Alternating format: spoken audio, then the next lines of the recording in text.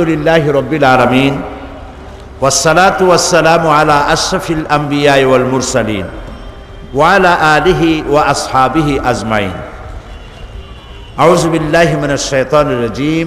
বিসমিল্লাহির রহমানির রহিম। প্রিয় শিশু কিশোর ছোট বন্ধুরা, তোমাদেরকে আবার বলছি আসসালামু আলাইকুম ওয়া রাহমাতুল্লাহি ওয়া বারাকাতুহু। সালাম দেওয়া হচ্ছে সুন্নত, আর জবাব দেওয়া কি বলতে পারো তোমরা? ও, তাও তো পারলে তোমরা। তাহলে আমি সালাম দিছিলাম, যাদের মুখে চকলেট আছে চকলেট এক কোনায় রেখা জবাব দাও জোরে সোরে, আসসালামু আলাইকুম। হ্যাঁ, খুবই সুন্দর। আমি আল্লাহর কাছে দোয়া করি আজকে তোমরা যারা এসেছো তাদেরকে আল্লাহ রহম করুন, ভালো করুন। আমি প্রথমেই বলতে চাই যে আমাদের একজন স্রষ্টা আছে। সেই স্রষ্টার নাম কি তোমরা কি বলতে পারো? সবাই বলবে, এদিকে আমার দিকে লক্ষ্য করবা, আমি কি বলছি সেদিকে লক্ষ্য করো, পারস্পরিক কথা বলো না তোমরা। আমাদেরকে একজন সৃষ্টি, এক মহাসত্তা আমাদেরকে সৃষ্টি করেছেন। তিনি কে? সবাই বলো, আল্লাহ। তিনি কোথায় থাকেন?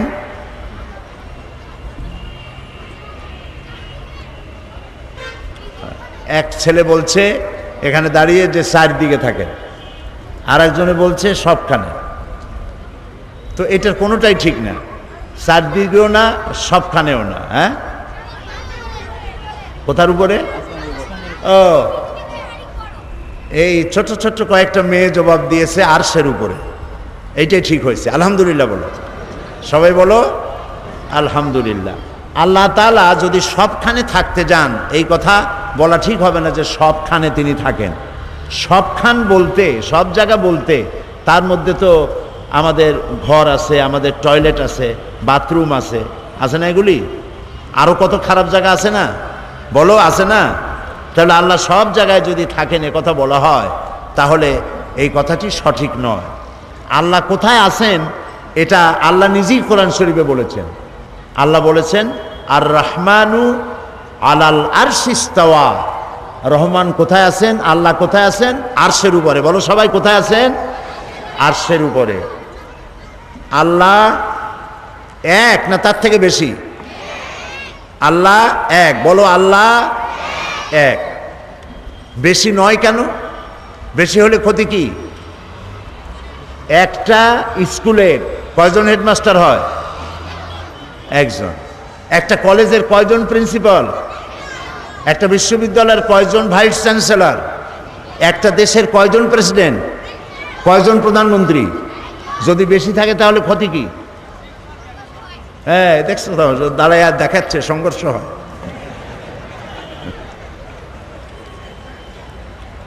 মারামারি হবেই। একজন প্রধানমন্ত্রী কবে যে আজকে আমি এই জিনিসটা পাশ করলাম, আর একজন প্রধানমন্ত্রী বললো এটা আমি উড়াই দিলাম।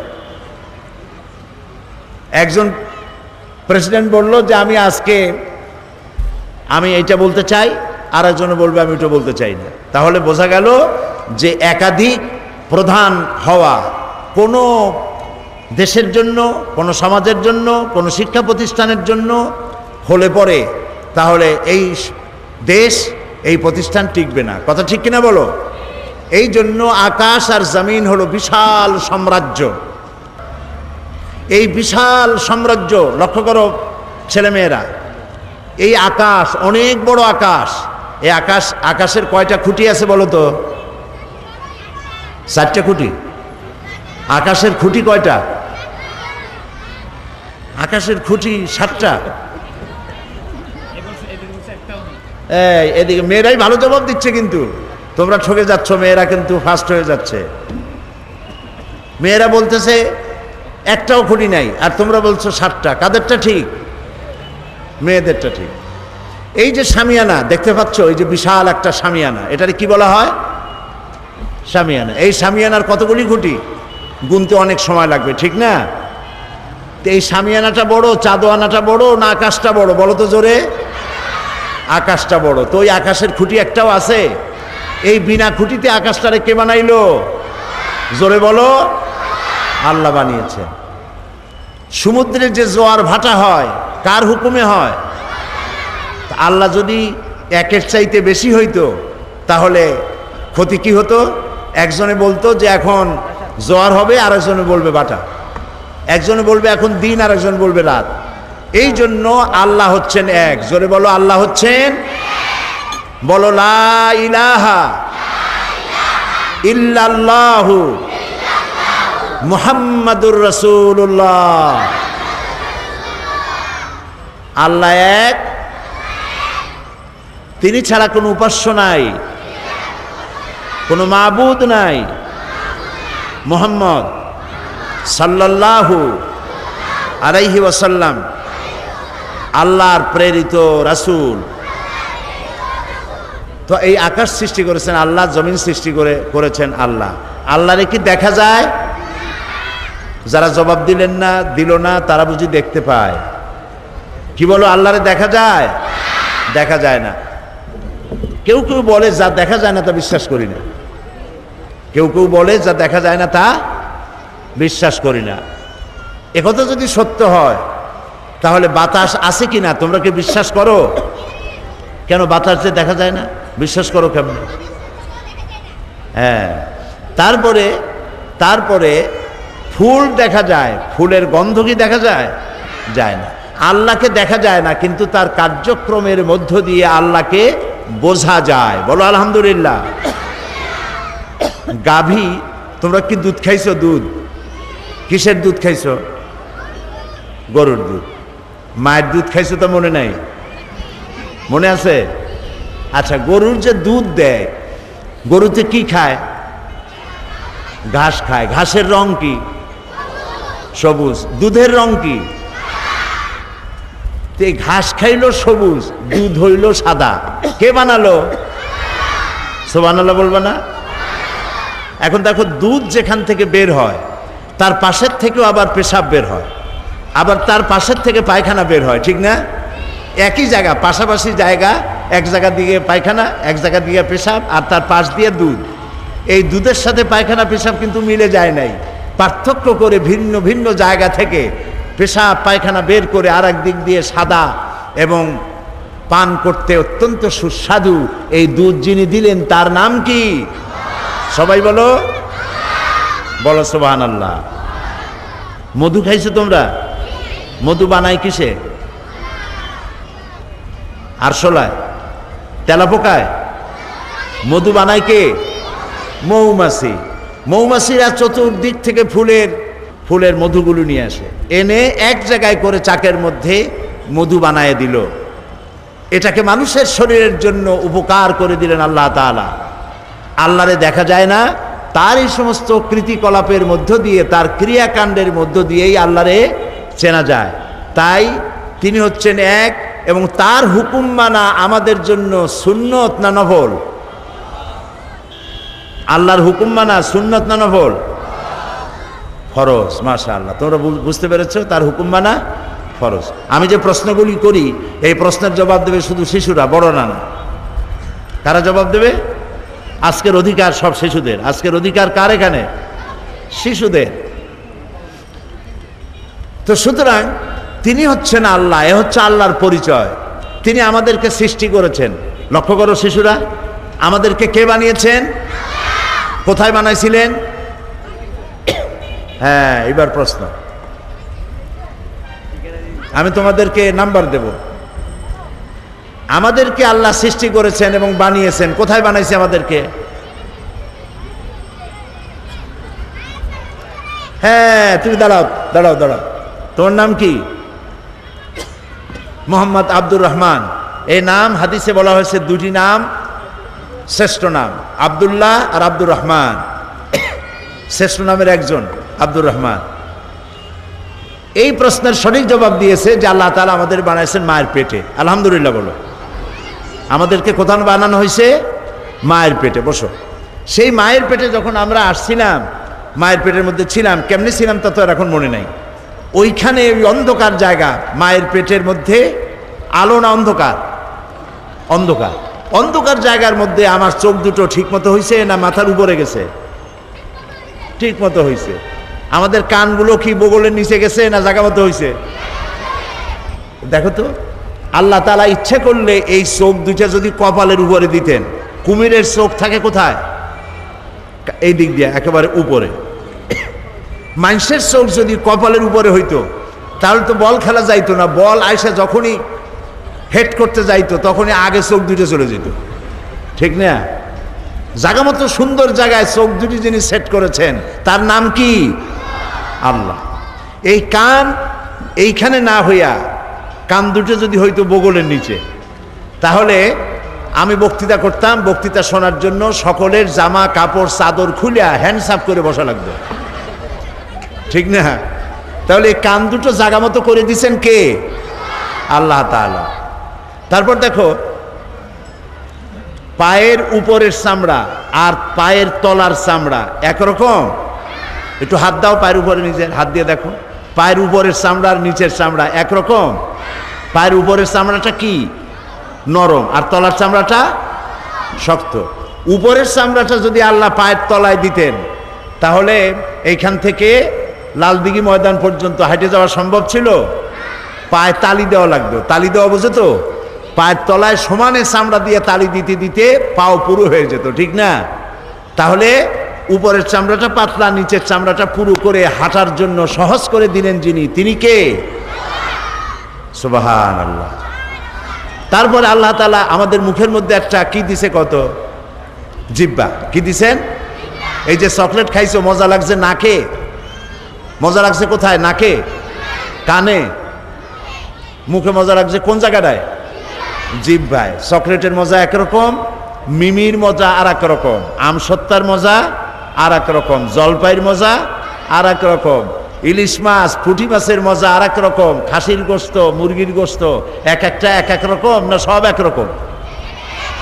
এই যে একটা জিহ্বায় হাজারো স্বাদ গ্রহণ করার যে ব্যবস্থা করলেন তিনি কে? এ হলো আল্লাহর পরিচয়।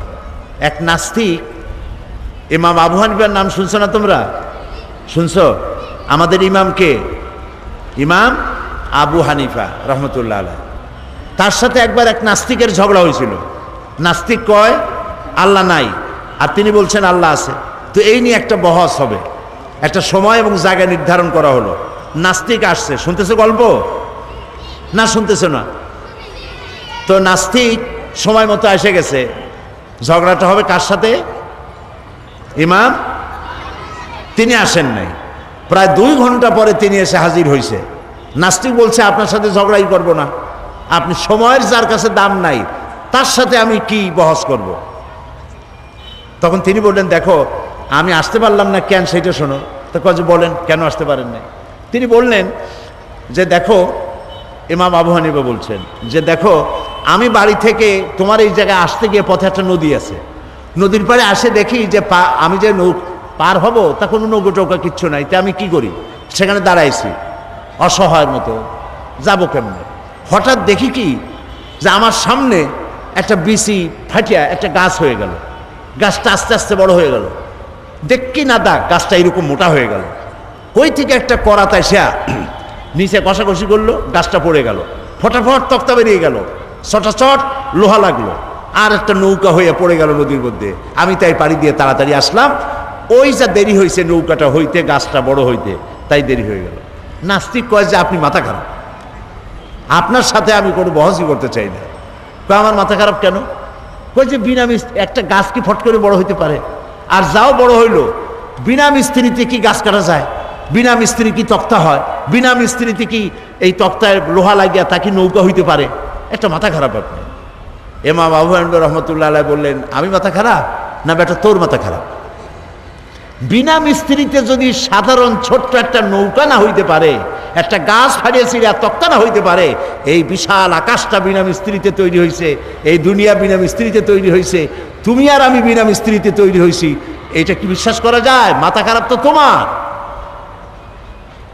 নাস্তিক বলল আমার অনেক বই কিতাব আনছিলাম, আমার তর্ক আর করবই না, আমি মুসলমান হয়ে গেলাম, লা ইলাহা ইল্লাল্লাহু মুহাম্মাদুর রাসূলুল্লাহ। সুবহানাল্লাহ বলবা না? তাহলে আল্লাহ তাআলা এই আকাশ এবং জমিনকে সৃষ্টি করেছেন, তোমাকে আমাকে সৃষ্টি করেছেন। এখন এই যে তোমাদেরকে আর আমাদেরকে সৃষ্টি করলেন, এই সৃষ্টির পর আমাদের কিছু কাজ আছে। কি কাজ? শুনতেছো তোমরা? আমাদের কাজ কি? আমাদের কাজ হলো আমরা লেখাপড়া করব, বড় হব, চাকরি করব, বিয়ে শাদী করব, বাচ্চা কাচ্চা হবে, নাতিপুতি হবে, তারপর মরে যাব, এগুলি কাজ নাকি? হ্যাঁ, আল্লাহর ইবাদত করব, আল্লাহর কথা অনুযায়ী জীবন চালাবো।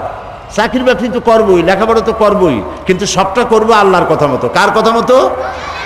এবং তার রাসূলের কথা মতো। একটা আদর্শ না হলে আমরা চলতে পারবো না। আমরা কিভাবে চললে আল্লাহ খুশি হবে, সেই জন্য আল্লাহ তাআলা নবী বানাইছেন। নবী বানাইছেন কেন? আমাদের আদর্শ হওয়ার জন্য। বলো তো কি জন্য? তিনি বলেছেন, লাকাদ কানা লাকুম ফি রাসূলিল্লাহি উসওয়াতুন হাসানা। আল্লাহ তাআলা বলেছেন, আমি তোমাদের জন্য উত্তম আদর্শ রেখেছি তোমাদের রাসূলের মধ্যে। আমাদের রাসূলের নাম কি? হযরত মুহাম্মদ সাল্লাল্লাহু আলাইহি ওয়াসাল্লাম। তিনি আমাদের আদর্শ। তার শৈশবে তিনি কোনো মিথ্যা কথা বলেন নাই। শৈশবে, যৌবনে, জীবনেও মুহাম্মদ সাল্লাল্লাহু আলাইহি ওয়াসাল্লাম একটি মিথ্যা কথা বলেন নাই। এটা কি সহজ না কঠিন? না না, সহজ না, কঠিন, খুবই কঠিন। মিথ্যা কথা জীবনেও তিনি কাউকে বলেন নাই। তাহলে তিনি আমাদের আদর্শ। আমরাও মিথ্যা কথা বলবো না। বলো, আমরা মিথ্যা কথা বলবো না। তিনি দুষ্টমি করেন নাই, তিনি কাউকে মারধর করেন নাই, তিনি কাউকে গালাগালি করেননি, তিনি কাউকে প্রতারণা করেননি। তিনি মানুষকে ভালোবেসেছেন। তাই আমাদেরও দরকার আমরা যেন মানুষকে ভালোবাসি এবং গরিব দুঃখীদের প্রতি আমরা যেন যত্নবান হই।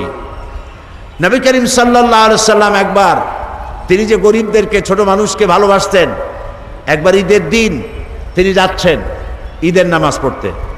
ঈদের নামাজ কোথায় পড়ে? মসজিদে না মাঠে? মাঠে। মাঠে তিনি পড়তে যাচ্ছেন, দেখেন একটা বাচ্চা ছেলে কাঁদতেছে, তোমাদের মতো একটা শিশু কাঁদতেছে। তিনি তার পাশে গিয়ে দাঁড়ালেন, জিজ্ঞেস করলেন, তুমি কাঁদছো কেন?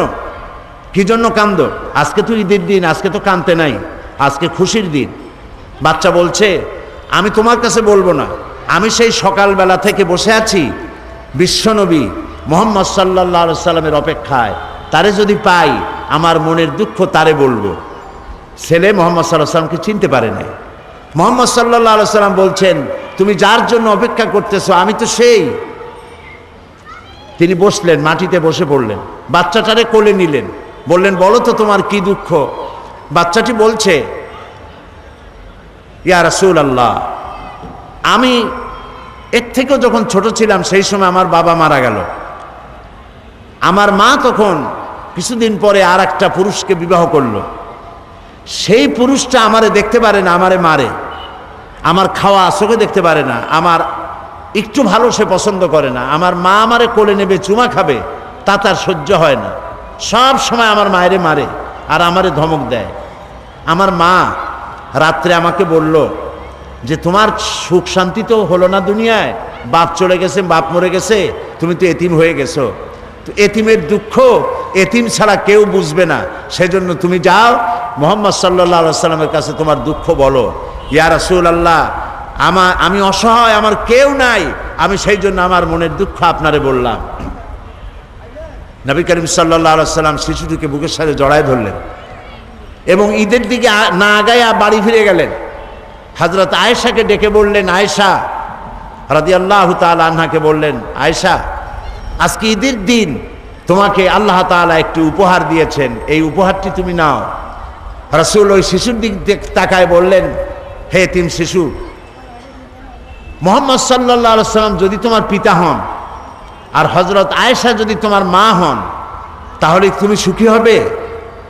ছেলেটি ডুকরে কেঁদে উঠল আর বলল, হে রাসূল, মুহাম্মদ সাল্লাল্লাহু আলাইহি সাল্লাম যদি আমার পিতা হন আর হযরত আয়েশা যদি আমার মা হন, তাহলে আমার মতো সৌভাগ্য পৃথিবী আর কার আছে? নবী করিম সাল্লাল্লাহু আলাইহি সাল্লাম শিশুদেরকে, বাচ্চাদেরকে এভাবে ভালোবাসতেন, এতিমদেরকে যত্ন করতেন, স্নেহ করতেন। এই জন্য আল্লাহ সব সৃষ্টি করেছেন আর মুহাম্মদ সাল্লাল্লাহু আলাইহি সাল্লামকে আমাদের জন্য আদর্শ বানিয়েছেন, আমরা যেন তার অনুসরণ করি।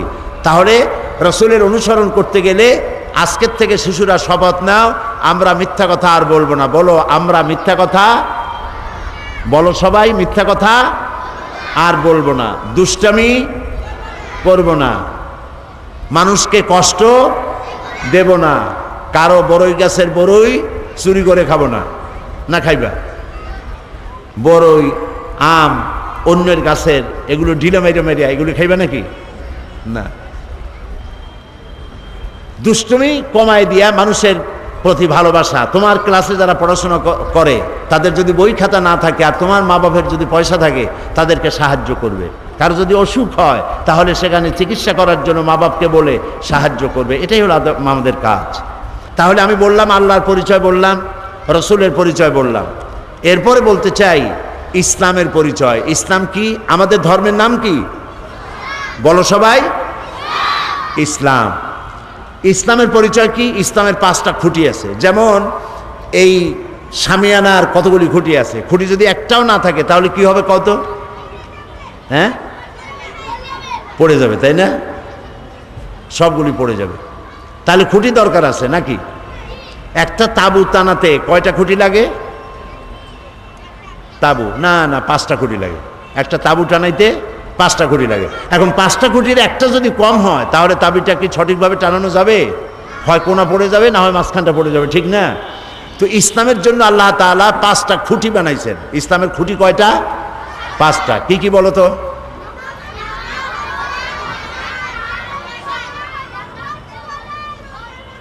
চারটা হয়ে গেছে। কালেমা দিয়ে এখান থেকে আসছে কলেমা। তুমি তো গান গাইছিলে না? সুন্দর গাইছো তো। কালেমা, নামাজ, রোজা, হজ, যাকাত, এই 5টা। এই 5টার একটা কম থাকলে হবে না, 5টাই লাগবে। এটা হলো ইসলামের পরিচয়।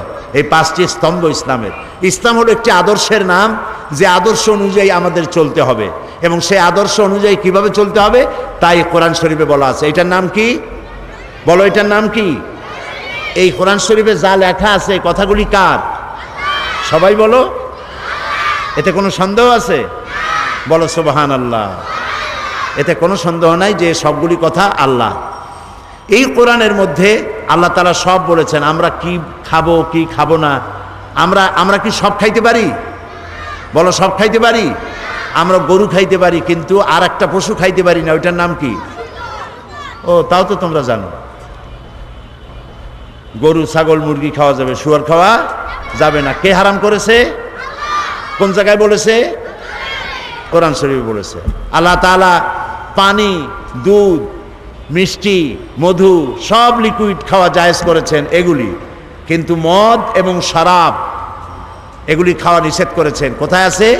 কোরআন শরীফে আছে। কাজে আমাদের মুখ আছে বলে জম্মের সাবান চাবাইতে পারবো না, যা খুশি তাই খাইতে পারবো না, যা খুশি তাই বলতে পারবো না, যা খুশি তাই করতে পারবো না। তাহলে আমাদের কাজ, কথা, খাওয়া দাওয়া, চলা ফেরা, ওঠা বসা সব কন্ট্রোল করে কে?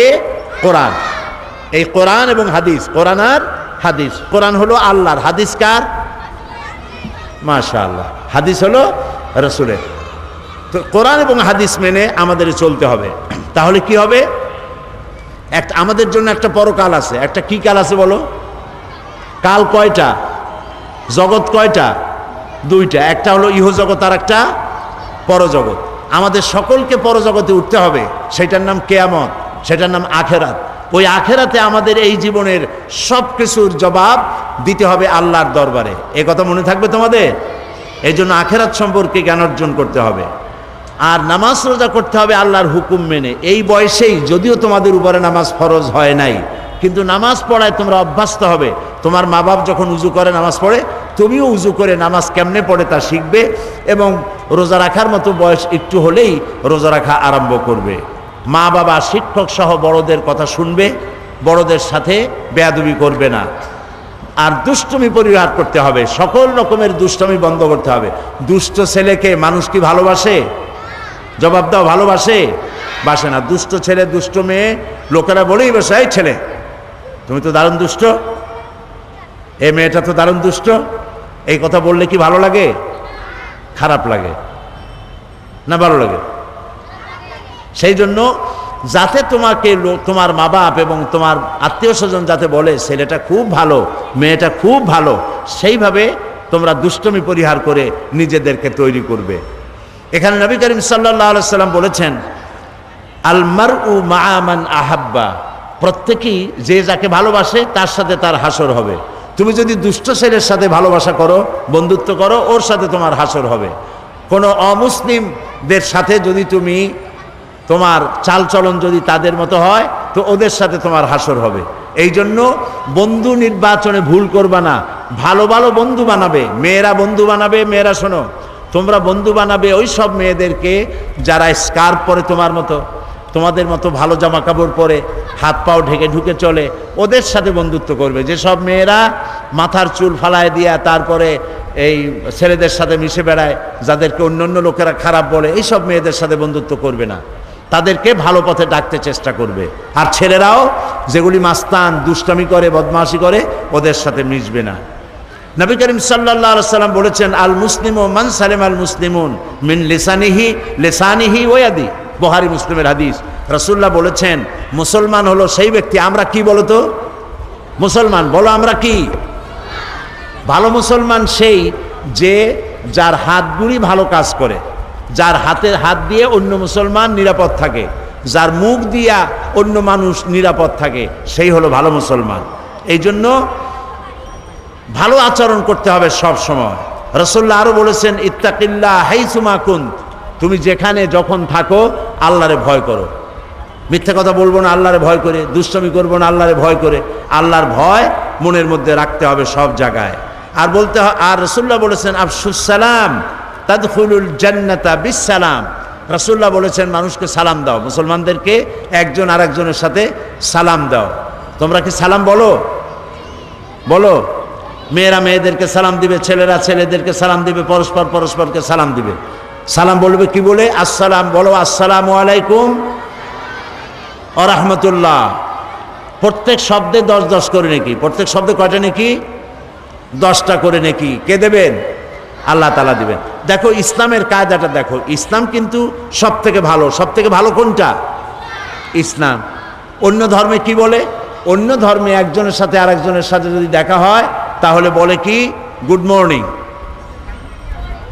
গুড নাইট, তারপরে বলে শুভ সন্ধ্যা, শুভ সকাল।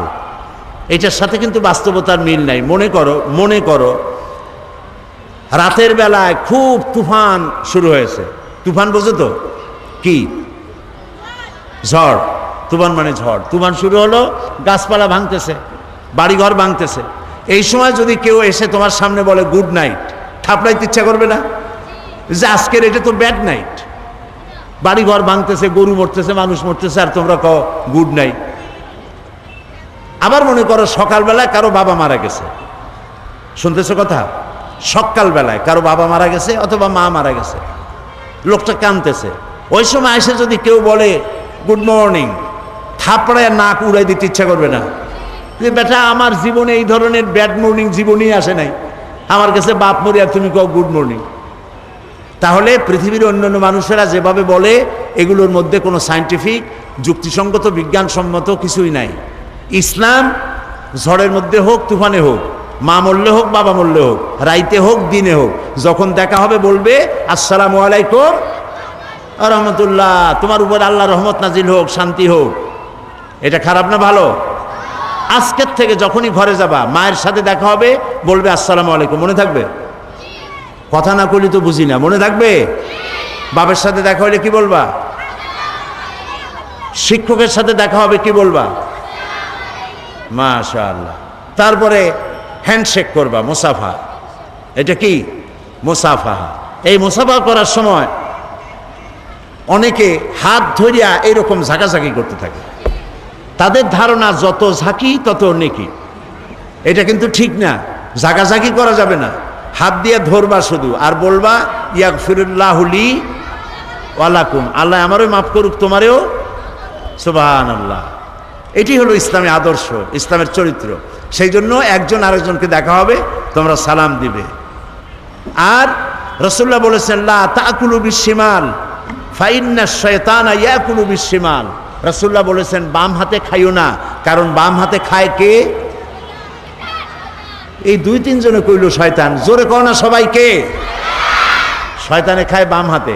কাজী তোমরা কার অনুসরণ করবে, শয়তানের না আল্লাহ রসুলের?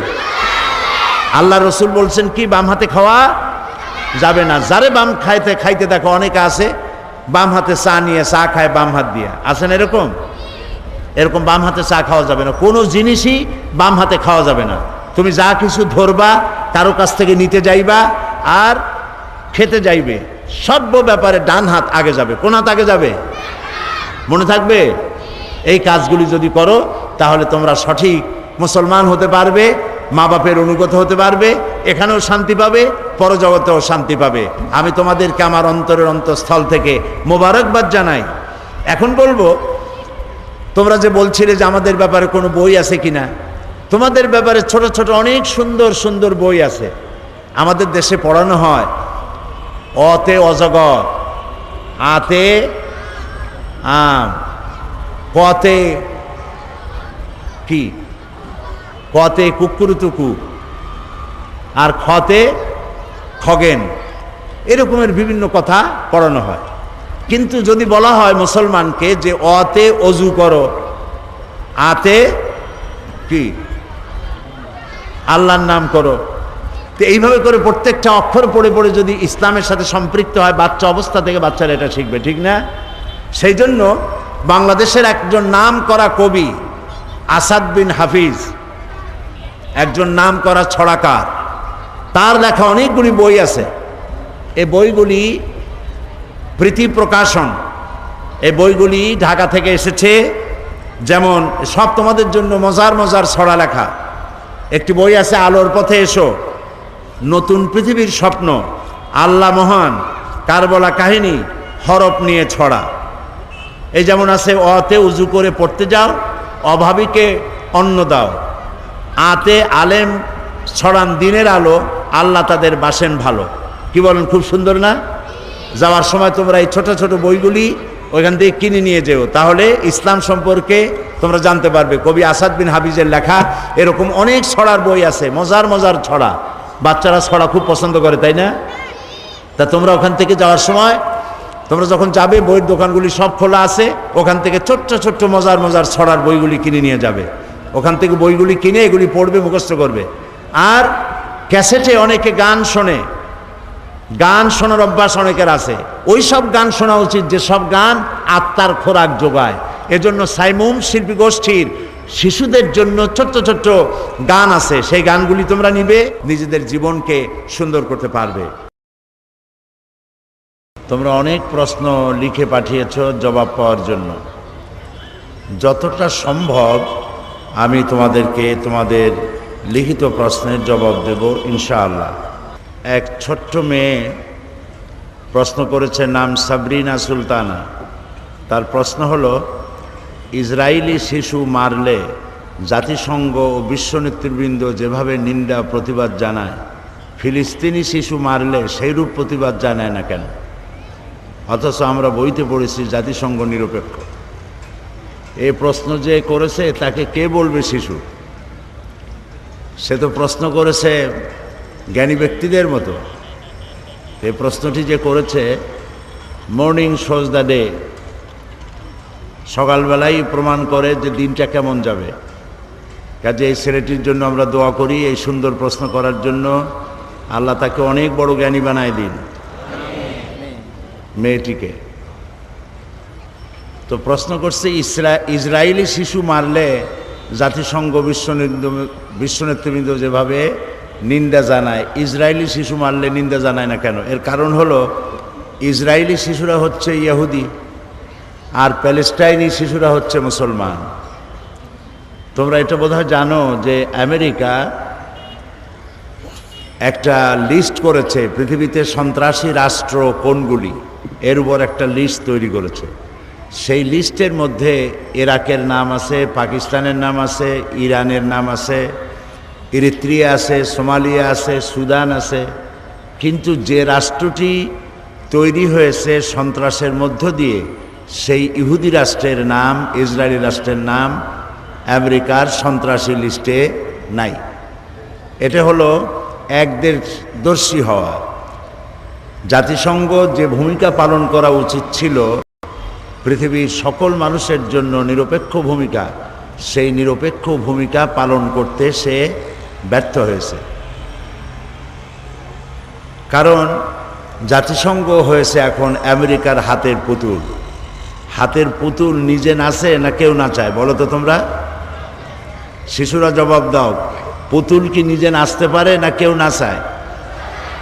কেউ নাচায়। তো এটা একটি পুতুল, জাতিসংঘ আজ একে নাচাচ্ছে কেউ। কাজেই তোমরা বুঝতেই পারছো যে আমেরিকার হাতের পুতুল হলো জাতিসংঘ। এই জাতিসংঘ আজকে তার নিরপেক্ষতা হারিয়ে ফেলেছে। সেই জন্য একজন মুসলমান মারা গেলে তাদের কিছু আসা যায় না, কিন্তু মুসলমান ছাড়া অন্য জাতি মরলে তাহলে তাদের খুব লাগে।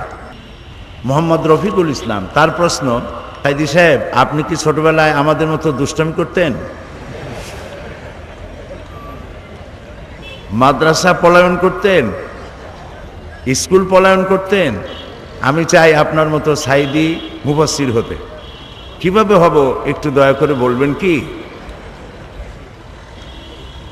ছোটদের প্রশ্ন যেমন হওয়া উচিত।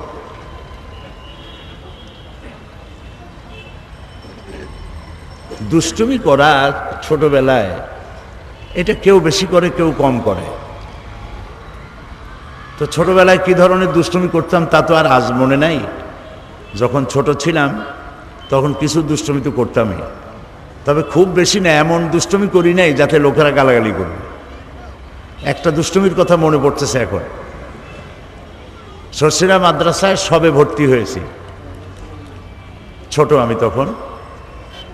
তো সেখানে তখন ছাত্র ছিল প্রায় 450-500-র মতো। আমাদের যে সভাপতি মৌলানা শামসুদ্দিন সাহেব, উনিও ওই মাদ্রাসার ছাত্র। আমরা একসঙ্গে লেখাপড়া করেছি, উনি আমার সিনিয়র ছিলেন। তারপরে ওইখানে ছাত্রদেরকে ফ্রি খাওয়ানো হতো, কোনো পয়সা নেওয়া হতো না। সেই জন্য তারা তরি তরকারি, যেমন মিষ্টি কুমড়া, চাল কুমড়া, তোমরা কি চাল কুমড়া বলো না কি কুমড়া বলো? হ্যাঁ, ঝাল কুমড়া।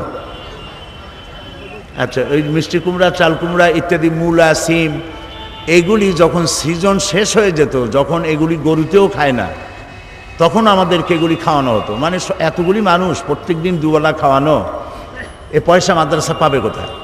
সেই জন্য এই সমস্ত তরকারিগুলি খাওয়ানো হতো। তা আমরা যে বোর্ডিংয়ে খাইতাম, সেই বোর্ডিংটা ছিল একটা খালের উপরে মাচা পেতে তৈরি করা ছিল একটা অংশ। মৌলানা শামসুদ্দিন সাহেবের নিশ্চয়ই ভারী মনে পড়তেছে। তো ওইখানে তরকারিগুলি সব স্তূপ করে থাকতো, বড় বড় কুমড়া, চাল কুমড়া ইত্যাদি, আর নিচে হলো খাল। তো এই কুমড়া খাইয়া বিরক্ত হয়ে যেতাম। আমরা কয়েকজনে বুদ্ধি করলাম কুমড়া কমাইতে হবে। তারপরে খাওয়া দাওয়া করে আসার সময় কেউ যাতে না দেখে, প্রত্যেকে পা দিয়ে গুতা মেরে 3-4টা কুমড়া ভালাই দিতাম পানির মধ্যে। দুষ্টমি এরকম করতাম। তবে এমন কোনো দুষ্টমি করি নাই যে মানুষকে কষ্ট দেওয়া, মারধর করা ইত্যাদি। আর স্কুল মাদ্রাসা পলায়ন, এতে একটা মজাও আছে। স্কুল মাদ্রাসা ছোট্ট অবস্থায় পালাইয়া পরের দিন গিয়ে হাজির হইয়া মাস্টার জিজ্ঞেস করলো যে কেন আসো নাই? তখন হয়তো আমাদের কেউ কেউ বলতো যে মা বলেছেন আমার নাকি জ্বর হয়েছিল। তো এইভাবে দুষ্টমি চলত। সাবের সিকদার, 8ম শ্রেণী, ফতেহাবাদ আদর্শ বালক উচ্চ বিদ্যালয়। আমাদের বর্তমান শিক্ষা ব্যবস্থায় ইসলাম সম্পর্কে জানার পর্যাপ্ত সুযোগ সুবিধা নেই। এ অবস্থায় আমাদের পাঠ্য বইয়ের পাশাপাশি কীভাবে ইসলামকে বিস্তারিতভাবে জানতে পারি? এটাও খুব ভালো প্রশ্ন। ইসলাম না জানলে তো বোঝা যাবে না, আর না বুঝলে তো মানা যাবে না।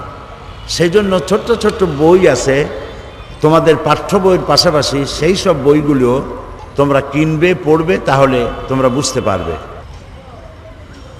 জান্নাতুল ফেরদাউস প্রশ্ন করেছে, মা বাবার কথা না শুনলে আল্লাহ কি করবেন?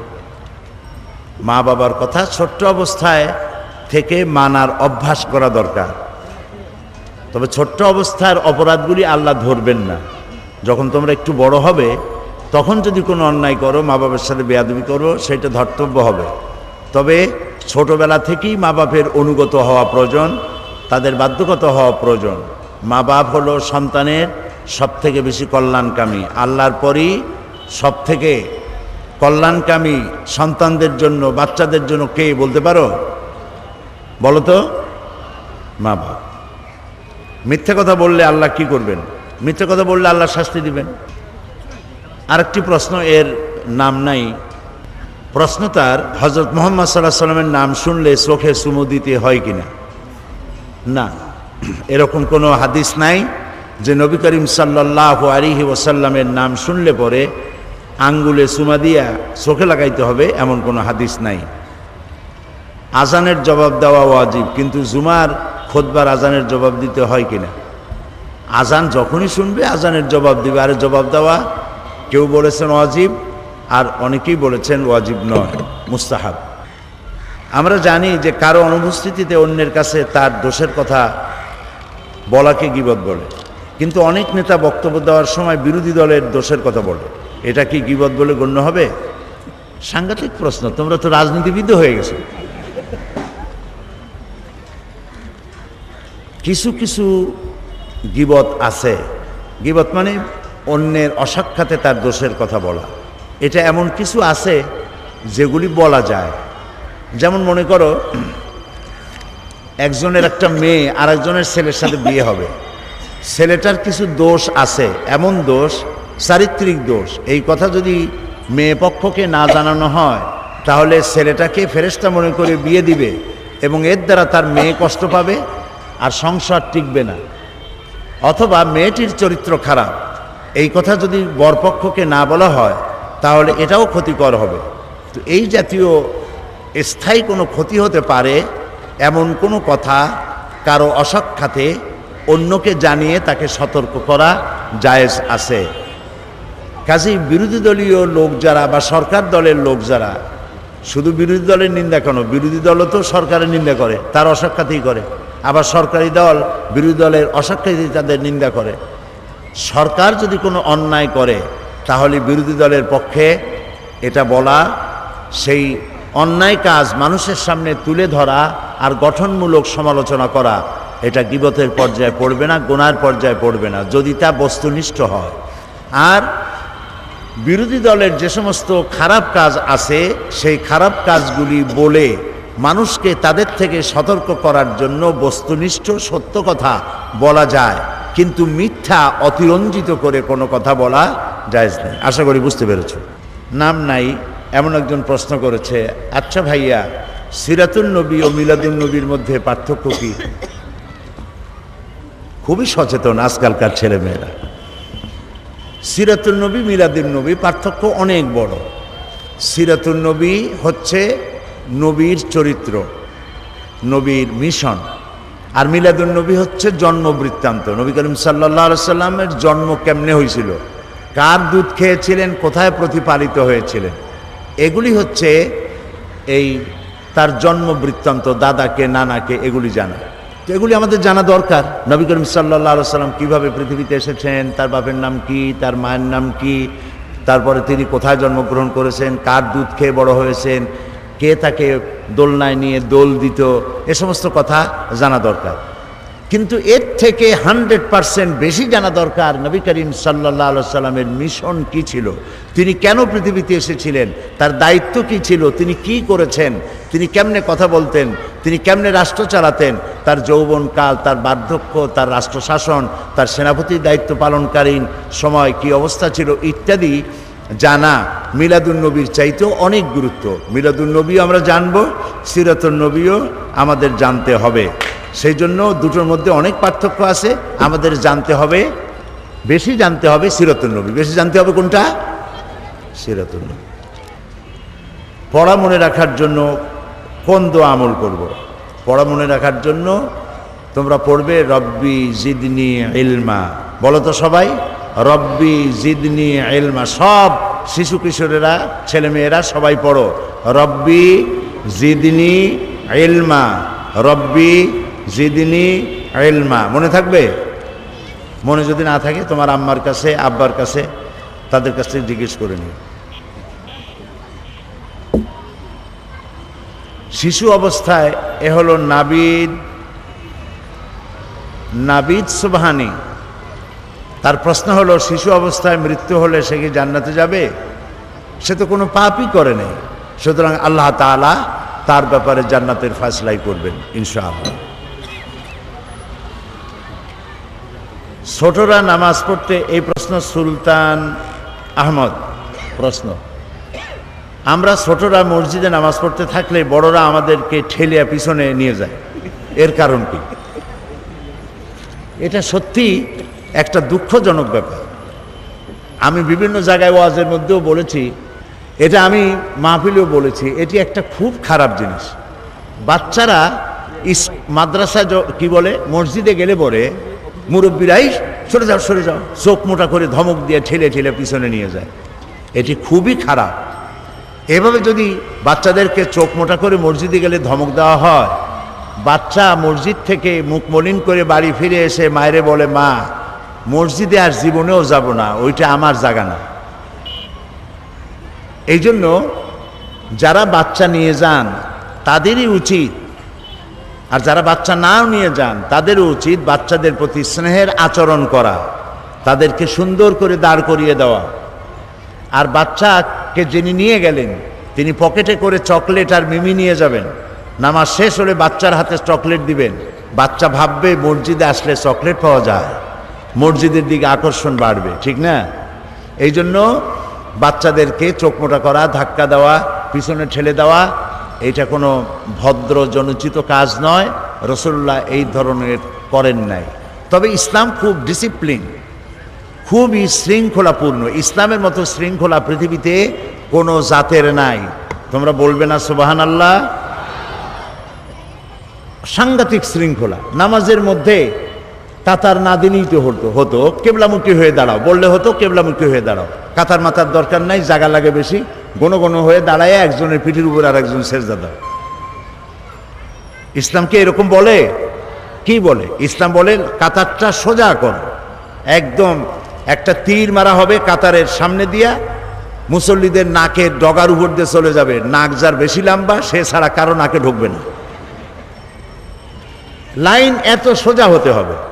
তে লাইন যেই সোজা হলো, এই সোজা লাইনটা ইসলাম চায়, এটা ডিসিপ্লিন, এটা সৌন্দর্য।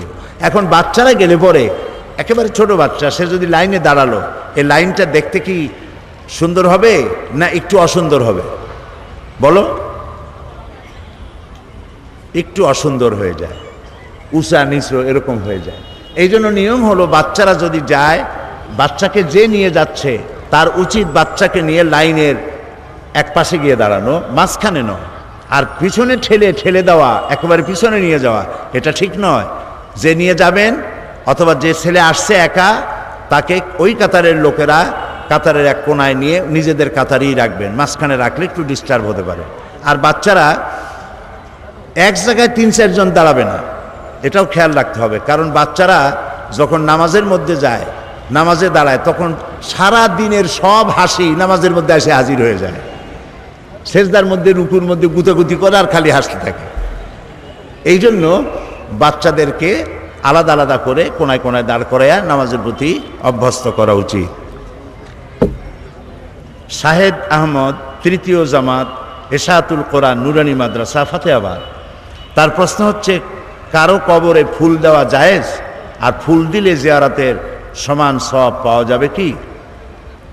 ফুল দিলে জিয়ারতের সওয়াব পাওয়া যাবে না। জিয়ারত হলো পরিদর্শন করা। এখানে উপস্থিত হলে কোনো মাজারে কোনো নিয়ত করে যাওয়া যাবে না, এটা মনে রাখবা প্রথমে। মাজারে জিয়ারতের উদ্দেশ্য নিয়ে যাওয়া যাবে না। কিন্তু কোনো মাজারের কাছে যেয়ে বসছো, তো তুমি সেখানে দাঁড়াইয়া সূরা ফাতিহা, সূরা ইখলাস পড়ে মাজারে যিনি আসেন তার জন্য দোয়া করবা। ওই মাজারে তোমার ভাগ্যের কোনো ভালো হবে এই নিয়ত করে কোনো দোয়া করা যাবে না। তারপরে ফুল দেওয়ার চাইতে, ফুল দিলে তো ফুল শুকায় যায়, ফুল দেওয়ার চাইতে একটি জীবন্ত গাছের ডাল যদি কবরে পুঁতে দেওয়া যায়, সেটাই বরং সওয়াব হবে বেশি। ওই গাছের পাতাগুলি যতক্ষণ বেঁচে থাকবে, যত জিকির করবে গাছের পাতা, কবরে যে শুয়ে আছে এই সওয়াব সে পাবে। উম্মে কুলসুম, থানা লোহাগড়া, ৫ম শ্রেণী। তার প্রশ্ন, আপনি বলবেন কি এতিমদের সাথে, কাজের মেয়ের সাথে কিভাবে আচার ব্যবহার করা উচিত? খুবই সুন্দর প্রশ্ন। কাজের মেয়েদের সাথে, কাজের ছেলেদের সাথে আমাদের বাড়ির সমূহে গৃহকর্তা, গৃহকর্ত্রী এবং ছেলেমেয়েরা ভালো ব্যবহার প্রায় করে না, খারাপ ব্যবহার করে। ভালো ব্যবহার করা উচিত। একথা মনে করা দরকার, আজকে তোমার বাড়িতে যে মেয়েটি থালা বাটি মাজে, জামা কাপড় ধুয়ে দেয়, এমনও তো হতে পারতো তুমিও, তোমার মা বাপ থাকতো না, তুমিও কারো বাড়িতে গিয়ে কারো থালা বাটি মাজতে। এটা কি অসম্ভব না আল্লাহর কাছে সম্ভব? বলো তোমরা, সম্ভব। সেই জন্য মনে করতে হবে যে এটা আমার ছোট ভাই বা ছোট বোন, এই মনে করে তাদেরকে যত্ন করতে হবে।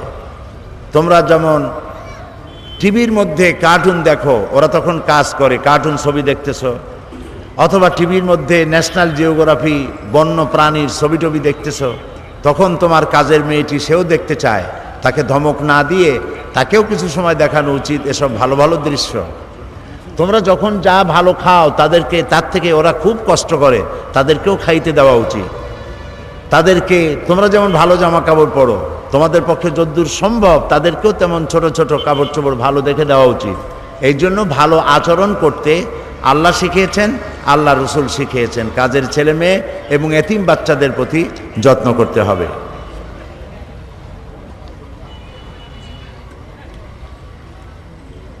আব্দুল্লাহ আল আরমান, শাহ আব্দুল জব্বার ইন্টারন্যাশনাল একাডেমি, এই ছাত্রটি, এই শিশুটি প্রশ্ন করেছে, শুনেছি জীব জন্তুর ছবি আঁকলে গুনাহ হয়, কিন্তু আমাদের যে স্কুলে ড্রয়িং পরীক্ষাতে ছবি আঁকতে হয়, এর পরিণতি একটু বলবেন কি?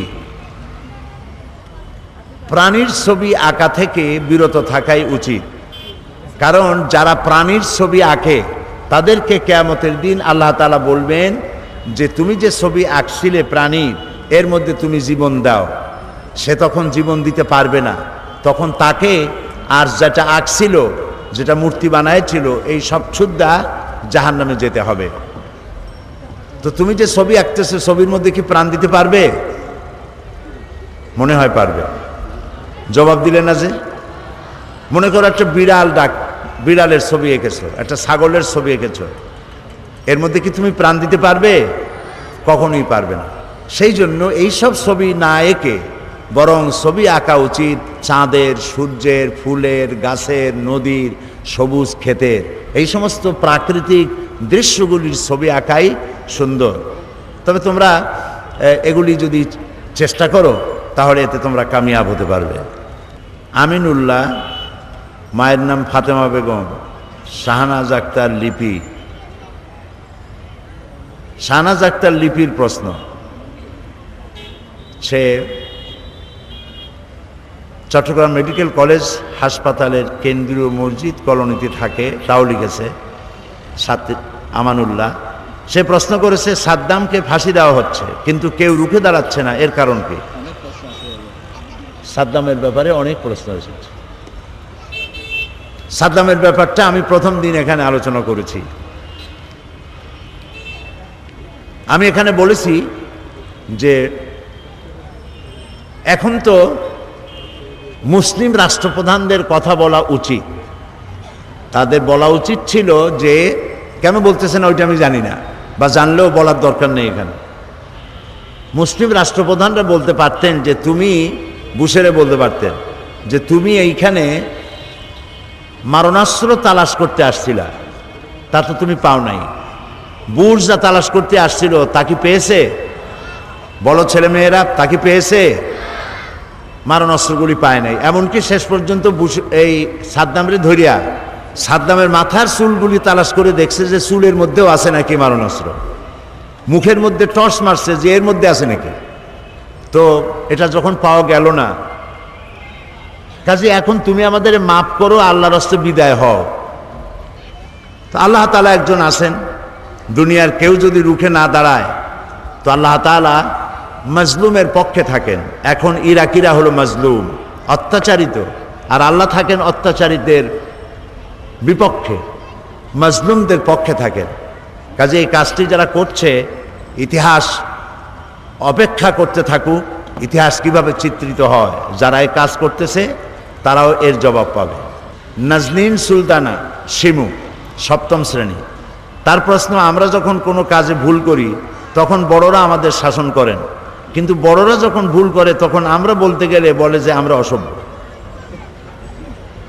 এমত অবস্থায় আমরা কি করতে পারি? কিছুই করতে পারবে না।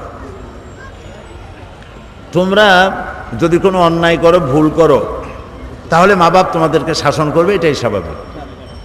আর বড়রা যদি ভুল করে তাহলে তোমরা তো তাদেরকে শাসন করতে পারবে না, তবে ভুলটা বলতে পারো যে মা অথবা আব্বা, আপনি যে কথাটা বললেন, এই কাজটা করলেন, এই কাজটা কি করা ঠিক হয়েছে?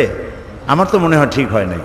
এইভাবে বলা যায়, আদবের সাথে বলতে হবে। তুমি ভুল করেছো এইভাবে না বলে একটু আদবের সাথে তাদেরকে বলতে হবে যে এই কাজটা তো আমার কাছে মনে হয়েছে যেটা ঠিক হয় নাই। এরকম করে আদবের সাথে বলা ঠিক হবে।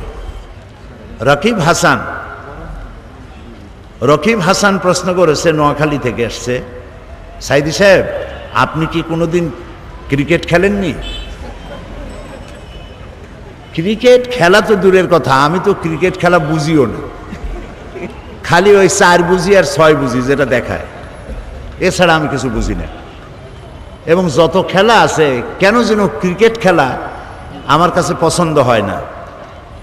ফুটবল খেলা একরকম ভালো লাগে, 2-4টে লাথি খাইলেই সে গোলে চলে যায়, বেশি সময় বসে থাকা লাগে না। আর ক্রিকেট খেলার জন্য সারাদিন বসে থাকা লাগে, এক মহা সমস্যা। হিটলারের নাম শুনছো তোমরা? ওর একটা গল্প আমার মনে পড়ল।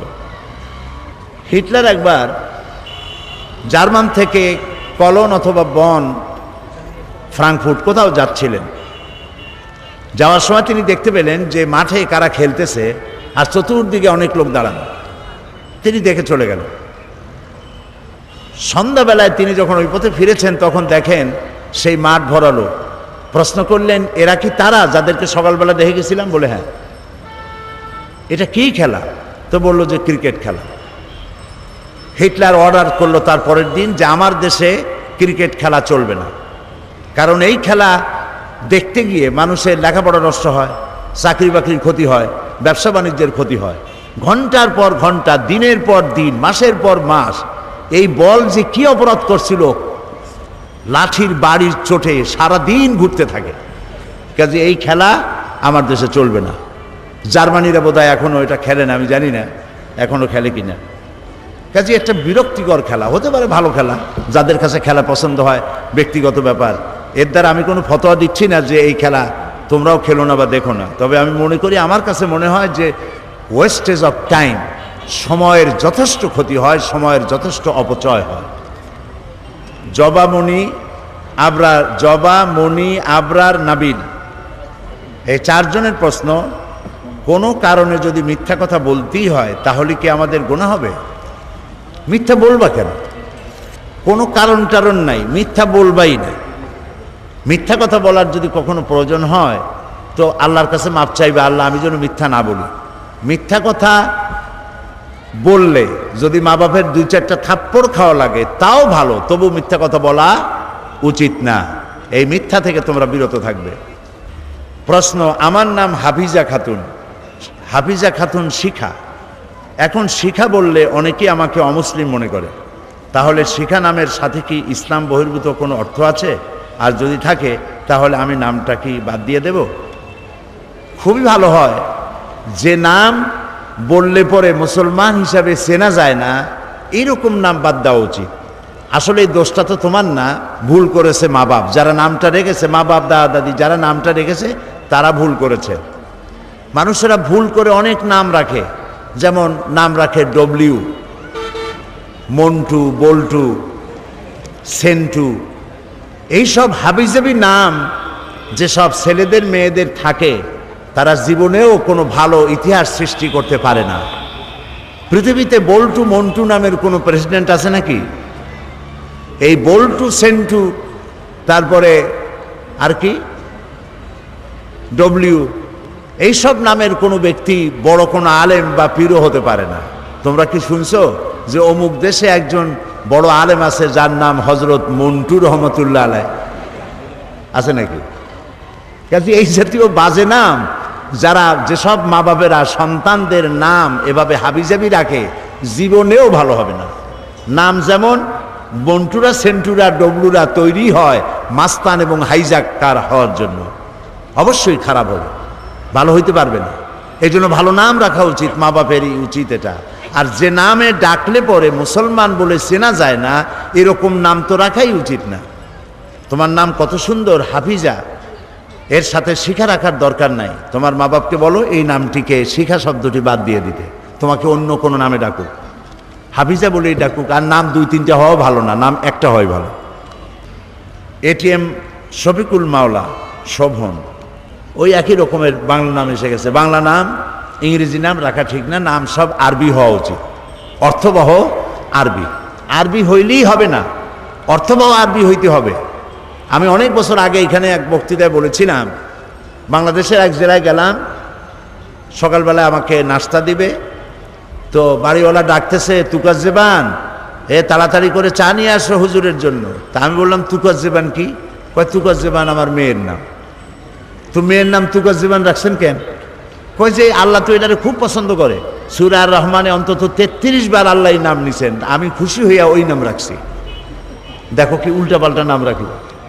কেউ তার সন্তানের নাম রাখে জামাল মিয়া, অথবা সন্তানের নাম রাখে তরিক মিয়া।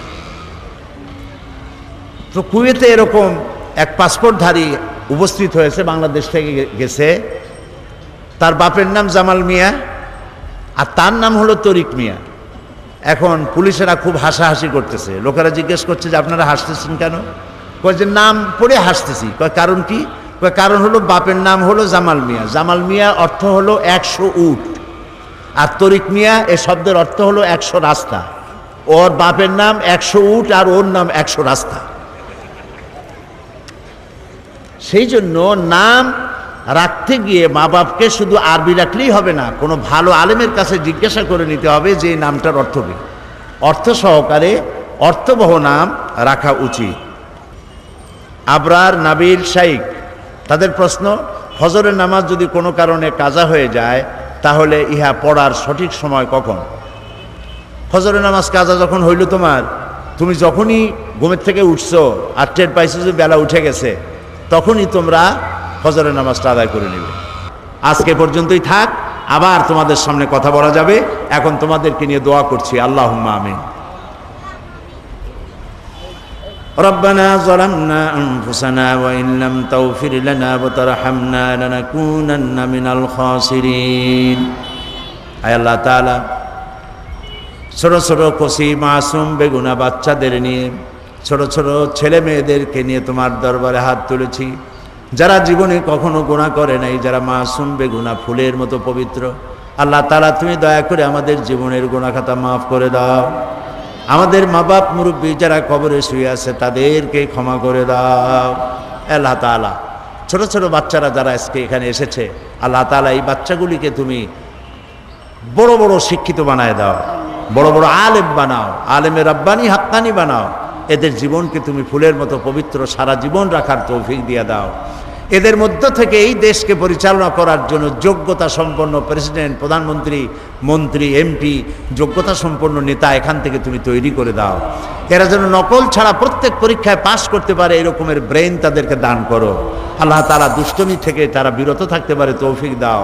আল্লাহ তাআলা, সব শিশু কিশোরদেরকে আল্লাহ তাআলা এমন বানাও, মা বাবার জন্য জান্নাতে যায়, শিশুরাও যেন জান্নাতে যায়, এক জায়গায় থাকতে পারে তৌফিক তুমি দিয়ে দাও। রব্বানা তাকাব্বাল মিন্না ইন্নাকা আনতাস সামিউল আলিম ওয়া তুব আলাইনা ইন্নাকা আনতাত তাওয়াবুর রহিম। সুবহান রাব্বিকা রাব্বিল ইজ্জাতি আম্মা ইয়াসিফুন ওয়া সালামুন আলাল মুরসালিন আলহামদুলিল্লাহি রাব্বিল আলামিন। ওয়াজআল আখিরা কালামিনা ইনদাল মাউত লা ইলাহা ইল্লাল্লাহু মুহাম্মাদুর রাসূলুল্লাহ। ওয়া আলাইকুমুস সালাম।